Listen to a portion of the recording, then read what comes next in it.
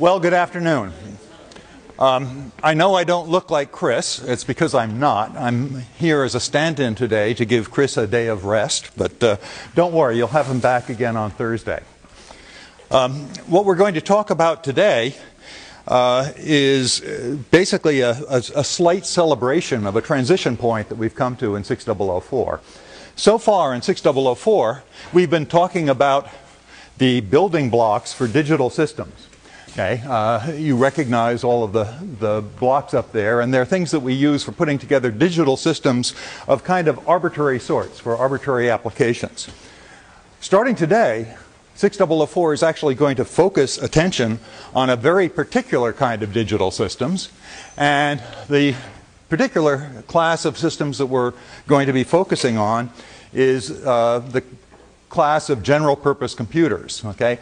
Programmable machines that we can feed a program to and basically have it behave in nearly arbitrary ways depending on the bits of the program.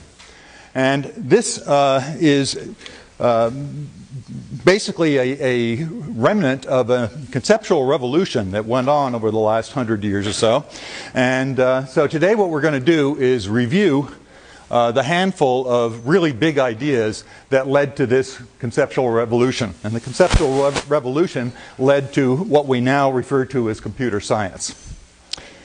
Okay, so we're going to begin this voyage by recalling finite state machines. Now you're all familiar by now with FSMs, and you've seen them in problem sets and played with them a little bit. And here on this slide we have a kind of very generic circuit diagram for a finite state machine.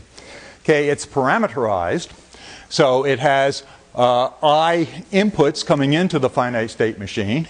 It has a register that holds some number S of state bits, that's the memory in the system, and then it has a block of combinational logic, which might be implemented as a read-only memory or a acyclic network of combinational devices, and its behavior can be characterized by a truth table. So we've sort of shown the truth table in that block. Now the thing that's interesting about this diagram is we can use this one diagram with various values of I and S and O for a number of inputs, a number of state bits, a number of outputs, to describe any finite state machine. The behavior of the particular finite state machine we describe is entirely a function of the bits that we program into this piece of combinational logic, into this truth table.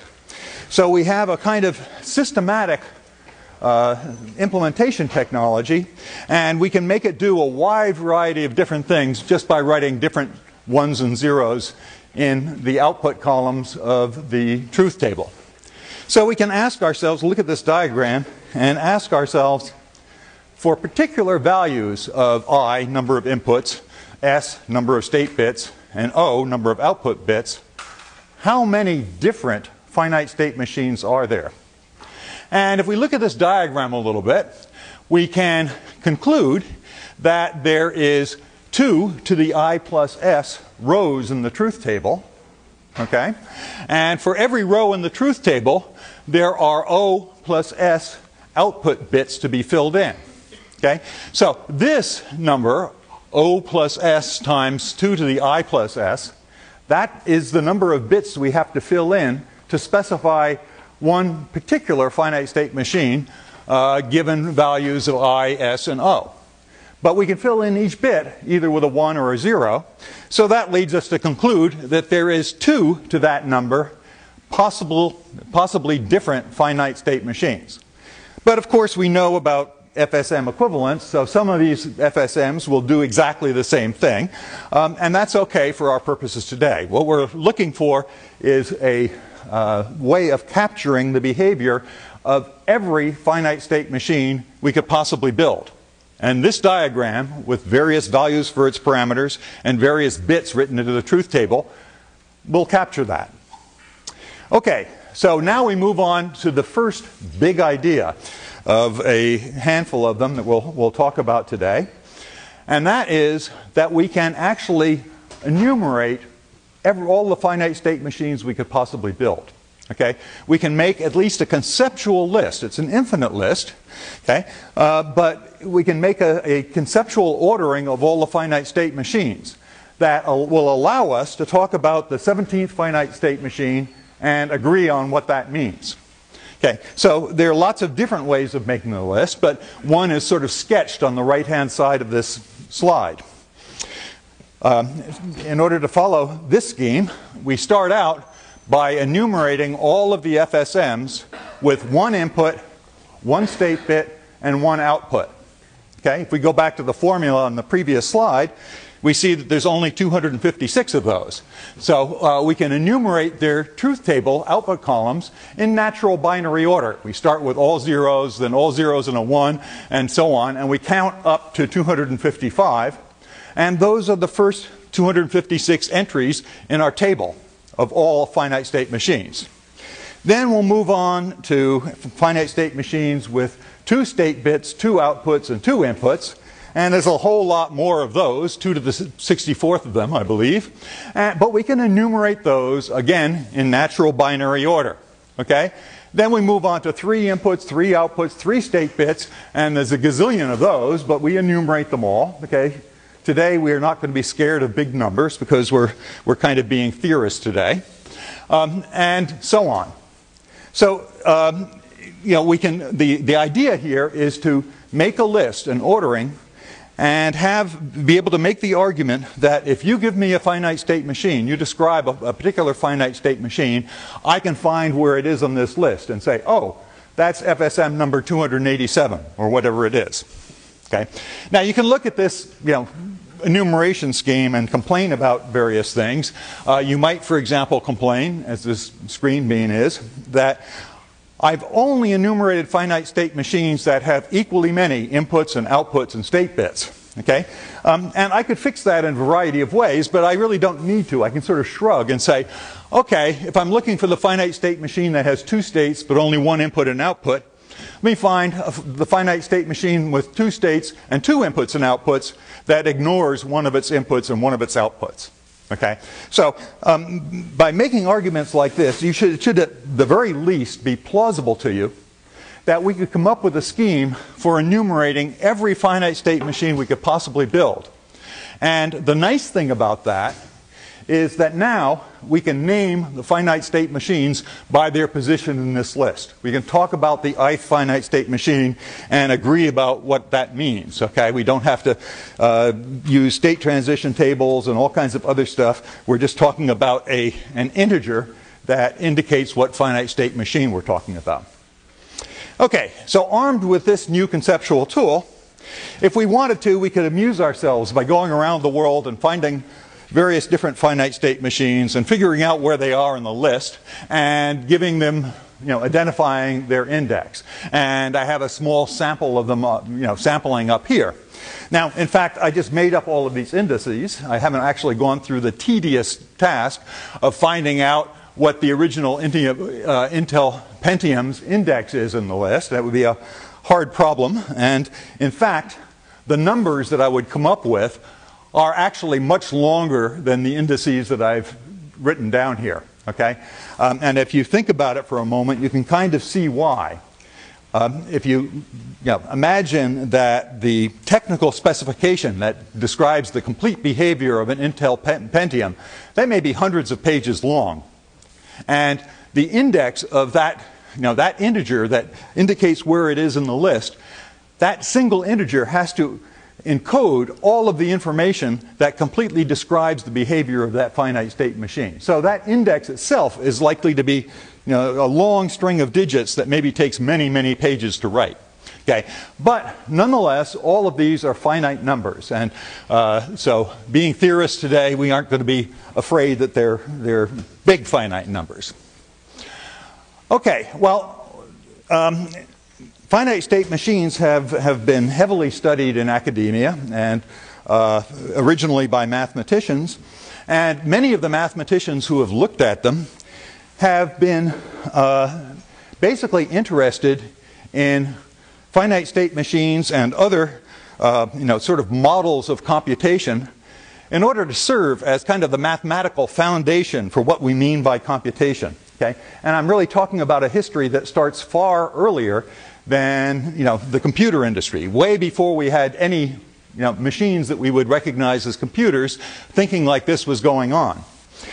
So these mathematicians were all pretty bright people, and they looked and said, well, finite state machines have lots of nice properties. We have this enumeration thing, which is neat, but we can also prove lots of theorems about them. Are they the ultimate model of computation mathematically? Is that what we should wrap up as our branch of mathematics that deals with computation? And it was a good question. And it was very quickly answered. Okay? If we take some examples of interesting and obviously practical computations, we can find that many of them can be done by finite state machines, but some of them can't. Okay? And a classic example is shown on this slide. Okay? Imagine we want to build a little box that just has two buttons, a left paren and a right paren, and allows a sequence of left and right parens to be entered. And it has a light that goes on when the sequence that has been entered thus far is a well-formed paren string. Okay?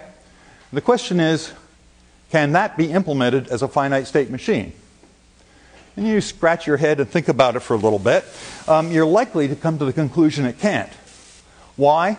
Well, suppose I have that box, and suppose I start feeding it a string that has left parens, lots of left parens. Okay? If I feed it a string of n left parens, it must have gone through n different states. Why? Because if I feed it a string of, when I've fed it a string of n left parens, okay, it can't light up the light. It can't say I have a well-balanced paren string unless I feed it exactly n right parens that aren't matched. Okay, by left parens. Okay, so it's kind of got to count to n. What that means is that if you come along and say, I've solved this problem. I have a paren balancer that will work for any input string that has 56 states. It's a 56-state machine. I can say, aha, and I start writing left parens, and as soon as I've written 57 of them, okay, I know that I've screwed up your machine because it can't be in 57 different states, one for each left paren I've entered. Two of the states must be the same, and it must fail then for at least one of those two cases. So what's the problem here? Why is it that finite state machines can't solve a simple problem like this? And the answer is that they have finitely many states. A finite state machine has as one of its endearing characteristics a finite amount of memory. Okay? Only finitely many states. And we just simply run out of states with certain problems. Okay, so enter today's hero. Here is a guy that we know as Alan Turing, okay, who was one of the researchers kind of studying models of computation way back in the 1930s. And he came up and proposed a solution. He said, okay, finite state machines have lots of neat properties. I don't want to throw all of those out, and I really like the enumerability of finite state machines. Their problem is they don't have enough memory. So I'm going to make a new machine, call it a Turing machine, and in fact a family of new machines. And every Turing machine, the ith Turing machine, is going to be made by taking the ith finite state machine and interfacing it to a doubly infinite tape. And when I say a doubly infinite tape, I mean a tape with no left end and no right end. Okay? So I have this. This is obviously something that we're not going to build in practice, but it's a good conceptual tool because it eliminates any question of the machine not having enough memory. So the tape I'll interface it to will be kind of a digital tape. It'll have an infinite series of discrete locations that each of which can hold a 1 or a 0. And I'll interface this through a piece of hardware that can read the square under the current position of the tape head, and it can write 1s and 0s at the location it's currently at, and it can step forward or backward, left or right on this tape in every time step. Okay? So very simple interface. This is what I'm going to use the inputs and outputs of my finite state machines for manipulating this interface. And it can scoot back and forth in the tape, read ones and zeros, write ones and zeros, do whatever it does. And then eventually, when it's done, it will enter a halting state. Okay? It'll stop and it will have computed whatever it's going to compute. Okay. So just to give you a little idea of a finite state machine, or a Turing machine, yeah. So in this case, you're just exporting the problem of dealing with an infinite problem to this tape. That's right. I'm relieving myself of the bound on the number of states by adding an infinite memory. Yeah, and you'll see that we're only ever going to use finite portions of this tape, but at least we don't have that bound to run into. Okay, so to look at a very simple example of a Turing machine, you'll play with one in Lab 4 if you haven't worked on that yet. Suppose we want to increment a number. We have a natural number, a positive integer, represented in our tape, and we want to add 1 to it. Okay? Doesn't sound like a very hard problem, but in order to make it even easier, I'm going to represent this natural number on my tape as just a string of n consecutive ones starting at the tape head position. Okay? So, I want to build an incrementer for this simple, what's called a unary representation of n, which is 4 in this example. And I can do that with a simple two-state machine. I start out with the head at the leftmost one, okay? And in state 0, it just moves to the right until it encounters the end of this string of ones. Once it encounters the end of the string of ones, it changes a single 0 to a 1 and then heads back to find the left end of the string again. Once it finds the left end of the string, it goes back to the first one and halts. That's what the black arrow means. Okay? Well, you look at that and say, this is a conceptual revolution. Okay? This is a far cry from World of Warcraft or, playing MP3s.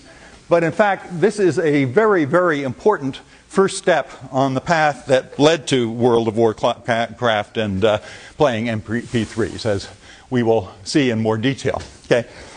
So, that's maybe not a very compelling example, but it would be slightly more compelling if we could show how a Turing machine could compute, sort of real mathematical functions like factorial or, square root or things like that. And so let's take a couple of steps in that direction. The first such step is that, well, we have this neat enumerability of finite state machines. So we can talk about the nth finite state machine and agree on what that means. And we can inherit that directly with Turing machines. So we can talk about the nth Turing machine. That's just the nth finite state machine with one of these infinite tapes hooked to it. But what about the configuration on the tape? We get this infinite string of ones and zeros on the tape. Is there some simple characterization of each of those patterns? And it turns out that there is. Okay, first observation is we're really only interested in bounded configurations of the tape, of ones and zeros on the tape. That is, configurations with finitely many ones and infinitely many zeros. Okay, that's because we're really interested in finite computations, computations that end after a while, and those finite computations can only read or write finitely many ones. Okay, so if we restrict ourselves to bounded configurations, configurations of the tape that have finitely many ones, we can encode each of those configurations by any of a variety of schemes, encode them as a natural binary number. And one way of doing that is indicated up here. Okay, we can take the binary bit that is at the tape head position as the low order bit of a binary number. Okay, and then take the bit 1 to the right, and then 1 to the left, and then 2 to the right, 2 to the left, and so on, back and forth, okay, until eventually we'll get to a point, we'll go far enough out from the tape head position in both directions that we'll see nothing but zeros. Okay? So that leads to a binary number that has an infinite number of leading zeros, but only finitely many ones. And so that is a good integer index of our tape configuration. Okay? Well, now we have some interesting tools at our disposal. We can talk about the ith finite state machine and the ith tape configuration. So we can say things like what Turing is saying here. This is Turing machine 347 operating on input tape number 51. So why is this a good thing to do?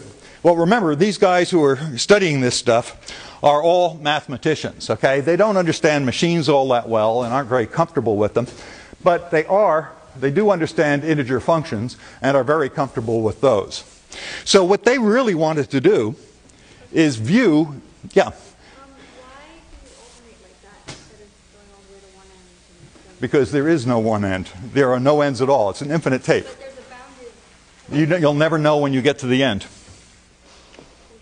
Yeah, there are lots of other ways of doing it. Your way, I don't think, is a very good way, and this way works. So let's stick with this way. If you want to, talk to me about it after class if you like. Okay, so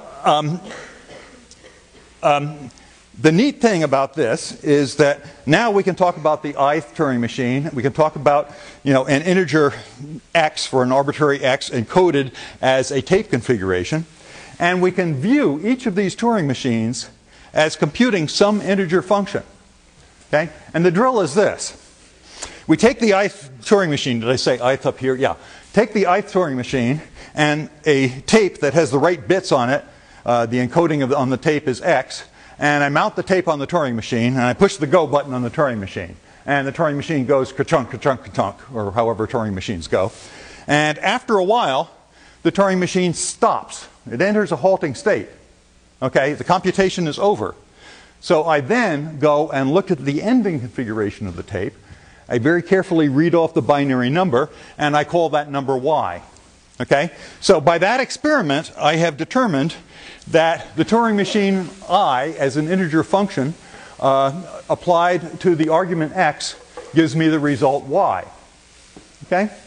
Well, this is a magic bootstrap that allowed Turing and his buddies to view each Turing machine as an embodiment of some integer function. Okay, now they're in much more comfortable territory. And Turing here is asking a pointed question that we'll come back to in a moment.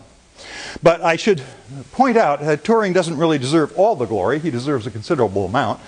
He doesn't deserve all the glory here. There's a whole bunch of other people who were studying alternative models, a few of whom are represented on this slide. So there's Turing. Here's Turing's PhD advisor, Alonzo Church, who was also the PhD advisor of Stephen Kleene, and I guess Emil Post was a postdoc. These people were all at Princeton and the Institute for Advanced Study, which in some sense is the cradle of computer science. I'd like to say it was MIT, but and each of them, Kleene had a sort of a mathematical formalism based on recursive definitions. Church had something called the lambda calculus. You've seen lambdas in programming languages, and you've seen a lot of recursion in programming languages too. All modern computer technology has lots and lots of remnants of all of this early work. And Post and Markov and others had very different systems that involved representing the state of a system as a string of symbols, and having a library of sort of matching rules that would match substrings and replace them with other substrings. And an interesting model of computation that you see signs of in modern expert systems and other such things. So all of these people had their own models of computation, and they were busy sort of comparing them to see which ones could represent the larger set of functions.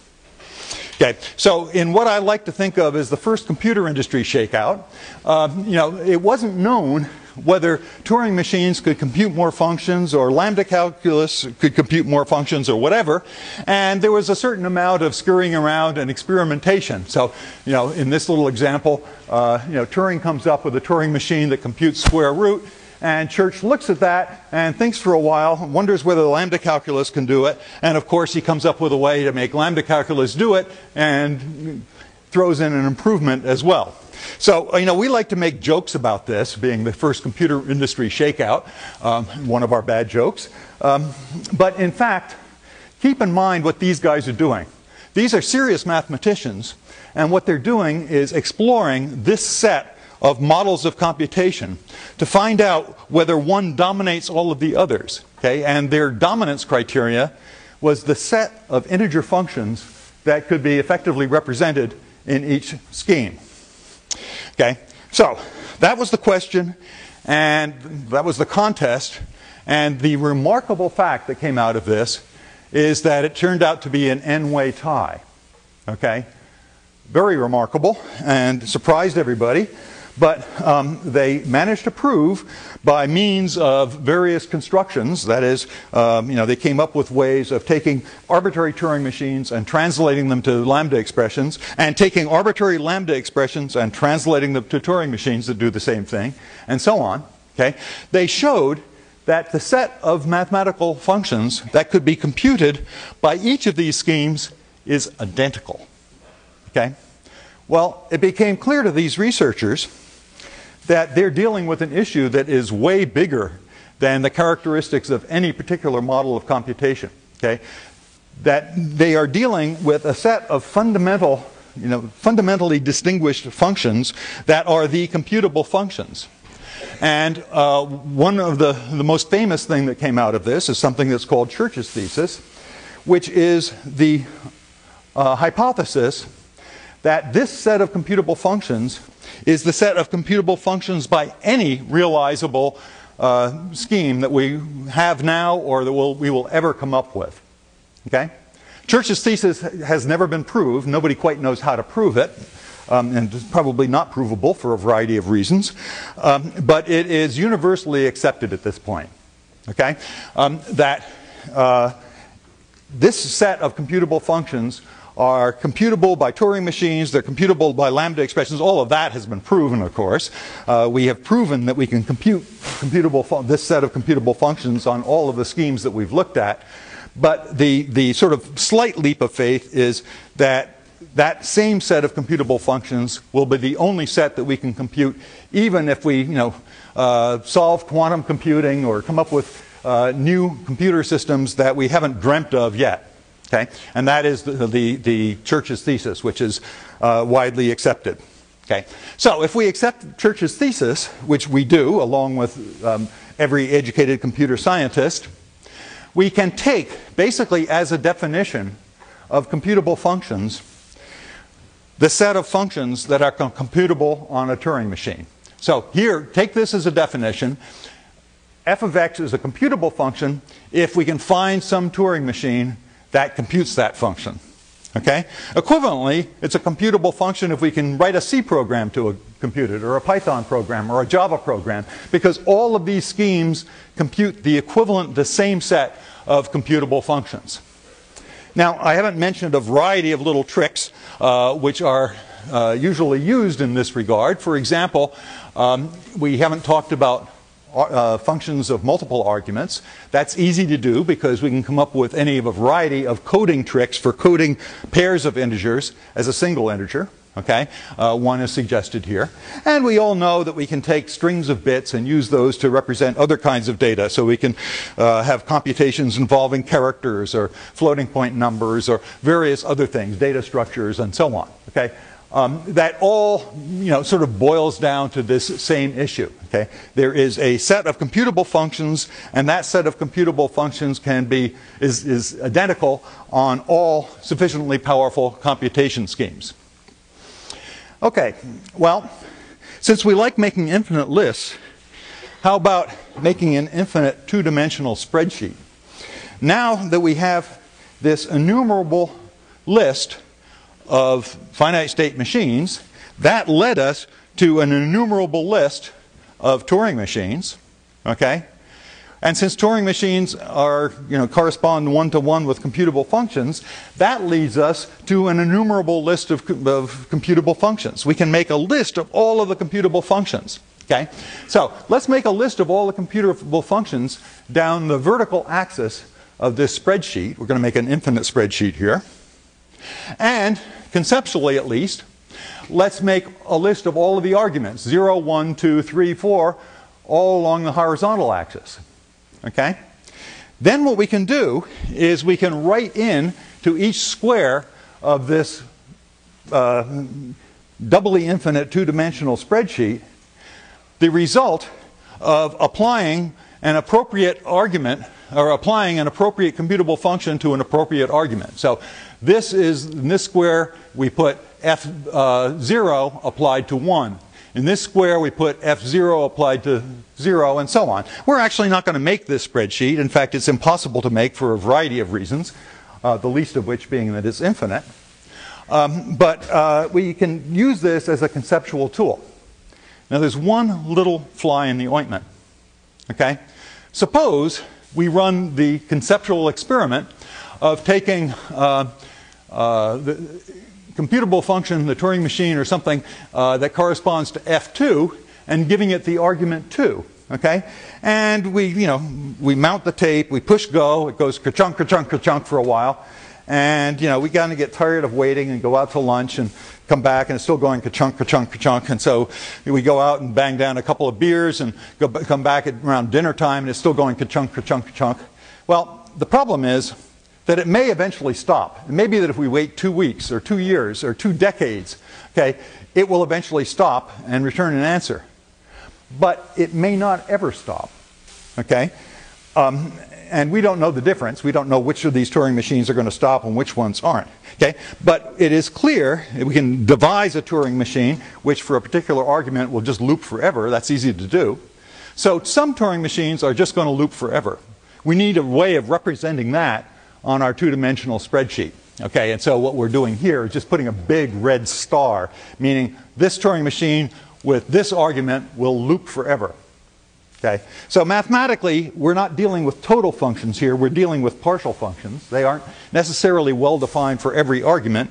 And we represent the undefined points by these big stars. Okay.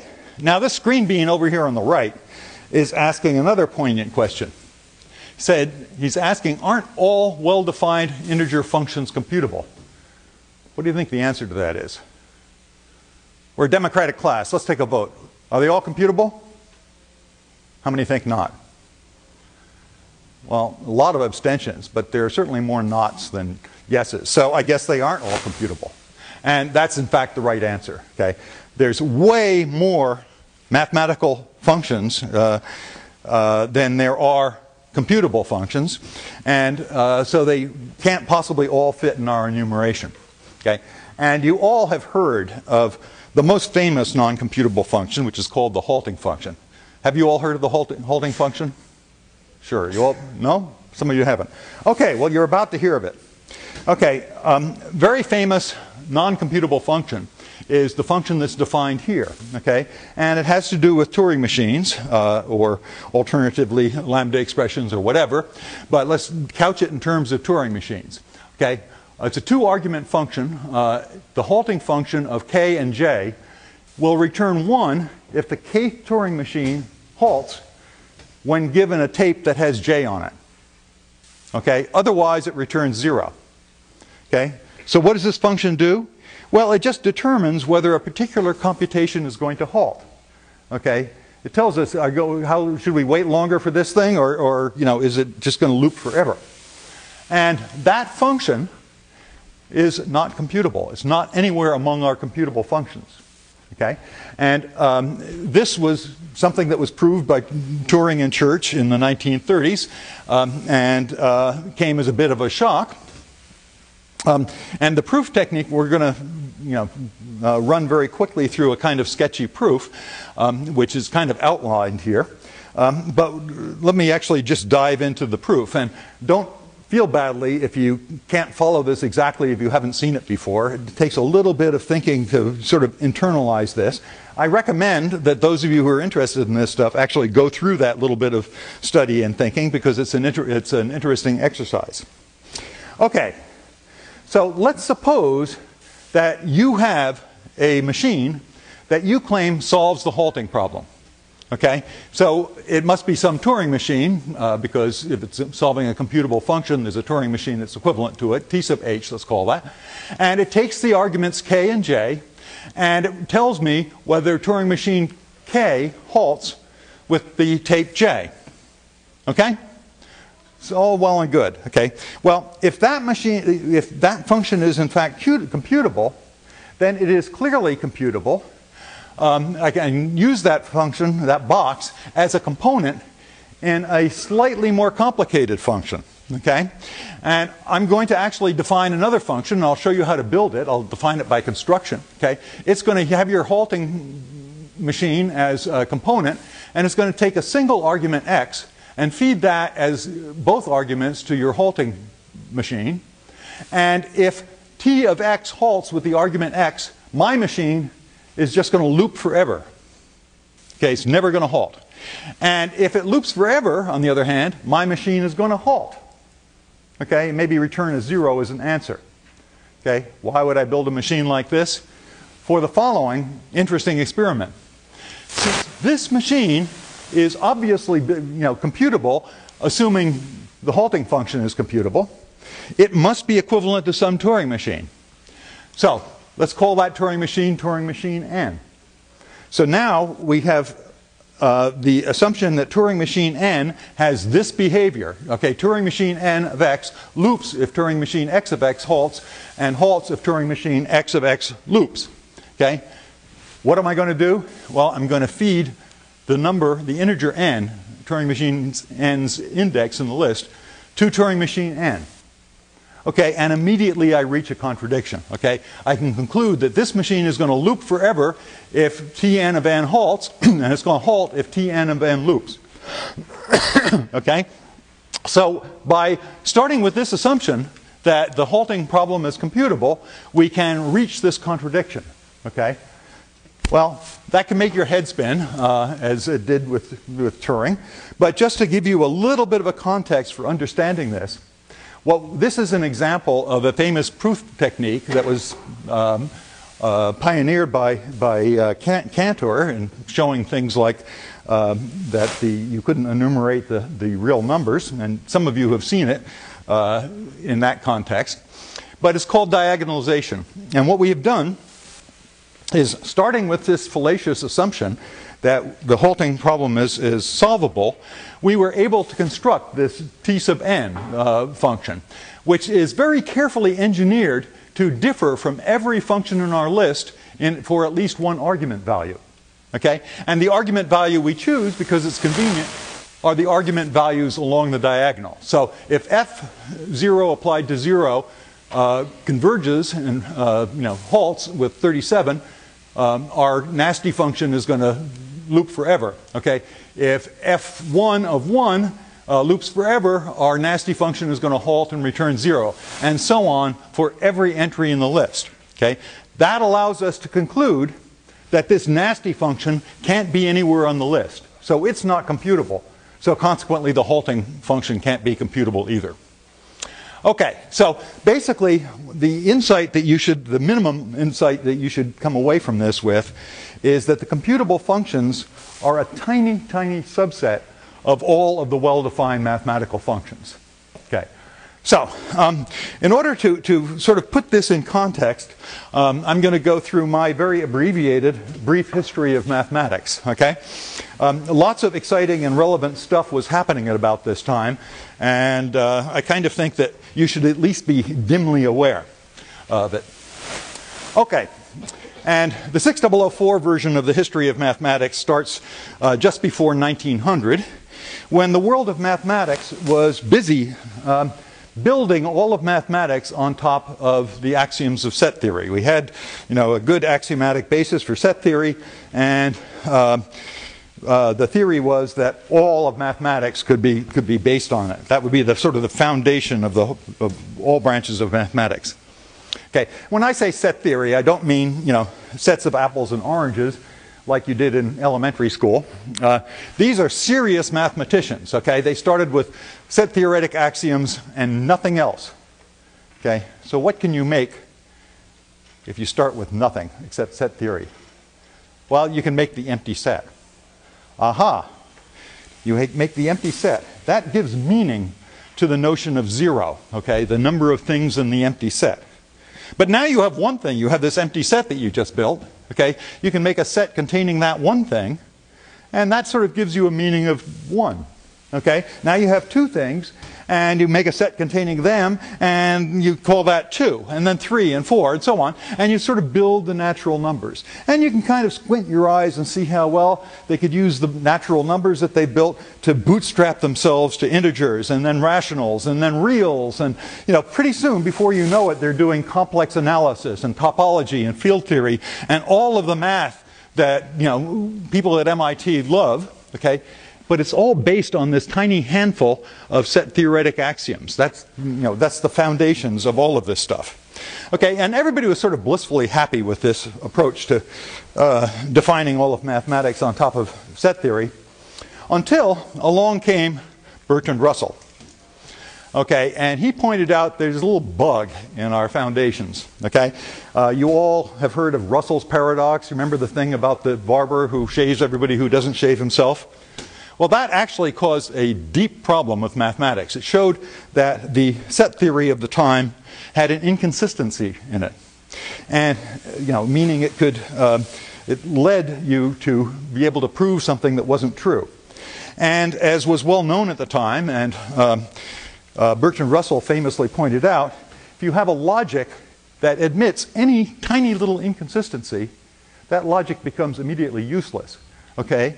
Because if you admit one non-truth, then you can prove any statement in that logic, whether it's true or not. So the logic isn't very useful for distinguishing between true statements and falsehoods, okay? Which is what logics, after all, are supposed to be good for.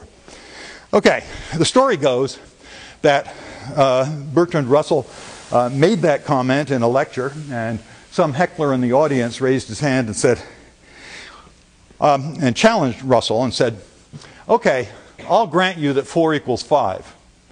Now prove you're the Pope. Okay? And Russell, always quick on his feet, accepted the challenge. So Russell said, well, if 4 equals 5, it follows that 1 equals 2, simply by subtracting 3 from each side of the equation. Now the Pope and I are 2. But if 1 equals 2, the Pope and I are 1. Consequently, I am the Pope. QED. All, I'm sure, to the great applause of his buddies in the Royal Society.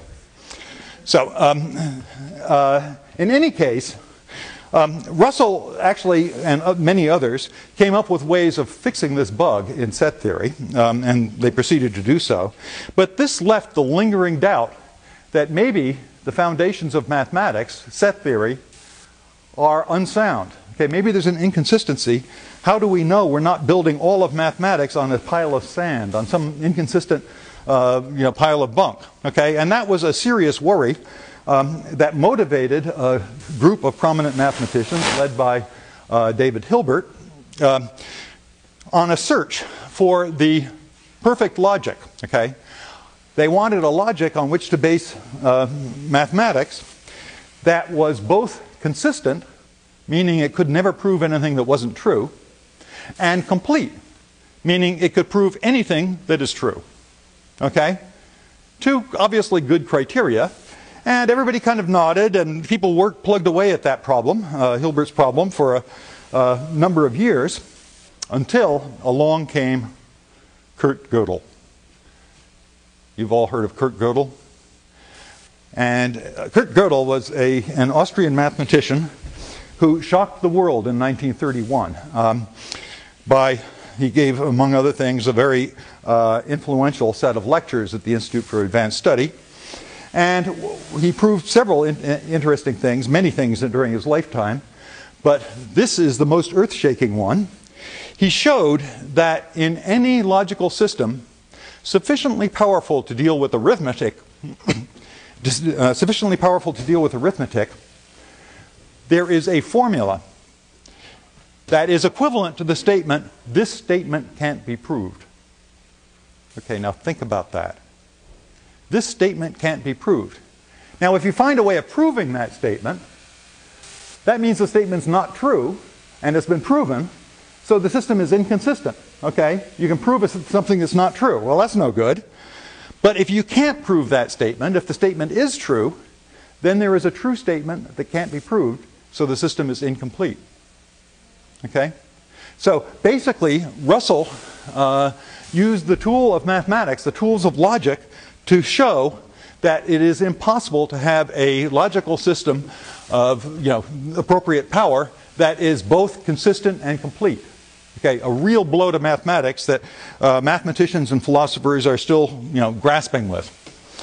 Shortly after that, Turing and Church and all of that crowd showed that there are well-defined computations, okay, that no machine we ever build, okay, or no human being, assuming that human beings don't have any magical powers that machines don't, will ever be able to solve. Okay? Well, I have to say that this must have been a pretty depressing time for mathematicians. Now, think about these guys. These are logicians. These are intensely rational people. Okay? Mathematics has been their whole life. And now they've been told that there are true statements that can't be proved. Okay? That there are well-defined computations that no machine can perform. Okay? We got this big British guy proving he's the Pope. What is our world coming to? Okay? Very depressing time. But there were some additional steps of progress. We will talk in a moment about Turing's final big idea, at least in this lecture, which is the idea that we could have a single machine.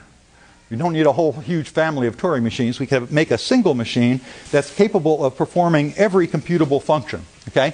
And then along came his colleague John von Neumann, who rolled up his sleeves and said, this is more than just a theoretical tool. I'm going to show us how to build these things. And the von Neumann architecture that he articulated has led to the current state of the computing world, including all of the things we love and all of the things we hate, and whichever category 6004 fits in. Okay, so let's return to Turing and his story. Where we left Turing, he had lots of different Turing machines. Each of them would do something. Some of the things were pretty interesting. Okay, but the question is there a single machine that can be somehow configured to do all of the things that any Turing machine could do? Okay? And the mathematical version of that question is, involves identifying this universal function. Okay? Look at the function of k and j that produces the same result that Turing machine k would produce operating on input tape j. Okay? We can define that function. Could it possibly be computable? And the answer is that it is computable. In fact, there's infinitely many universal Turing machines that one can find. Some of them are very, very simple. And these universal Turing machines provide sort of immediately a model for our modern general purpose computer. To look a little bit at that model, here's this universal Turing machine. We feed it K, which basically is, we can kind of squint and view as a program. That identifies which of the computable functions we want it to compute. And then we give it J, which is the data on which it's going to perform that function. And in fact, this universal Turing machine can operate. It can basically, it's a model for interpretation. It's got enough smarts in it to emulate the behavior of the kth Turing machine operating on the jth tape. And there are lots of things that we can say about Turing universality. There was a long period in history where there was lots of smart people worked very hard to find the simplest universal Turing machines that they possibly could. In fact, there are known two-state machines.